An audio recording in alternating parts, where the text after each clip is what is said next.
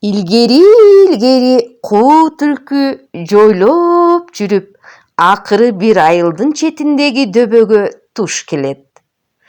Ал дөбөнүн күнбатыш тарабында момолой чычкандардын бир нече ийини бар экен.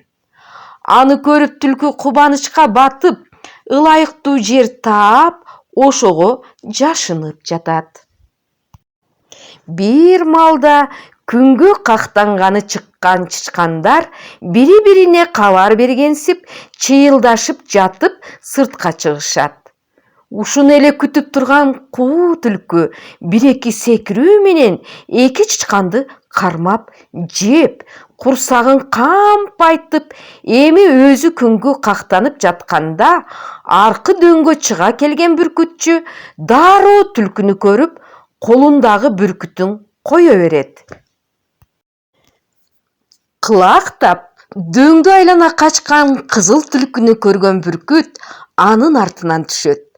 Бүркүттү көргөн түлкүнүн да айласы кетип, кайда качарын билбей, туш келди чуркап отуруп, эски конуштун ордуна туш келет. Ары чуркап, бери чуркап, баары бир бүркүттөн кутула албасына көзү жетип, айласын таппай турганда, эски журттун четиндеги казыкты көрө коюп, сүйүнүп кетип, ажалдан арачалап кала турган нерсе табылды дегендей, дароо казыкты эки бутунун ортосуна кыпчый чокчоюп отуруп берет. Куу түлкүнүн оюн түшүнбөгөн эр көкүрөк бүркүт бир аз бийиктей түшүп, анан түлкүнү карай шукшурулуп жөнөйт.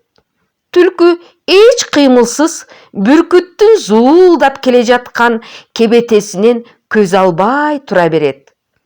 Бүркүт мына чапчып аларда бут этип казыктан чыга берет. Күү менен келген алгыр бүркүт кайра кайкып кетерде, казыктын учу ичин жарып, ошол жерде мүрт өлүмгө туш болот. Бүркүттүн артынан чаап келе жаткан мүнүшкөрдү шылдыңдагандай, куу түлкү чокчоюп тура калып, анан ылдыйкы токойду көздөй зымылдап жөнөй берди. Ошентип, куу түлкүнүн оюна түшүнбөй, бүркүт бөөдө өлгөн экен.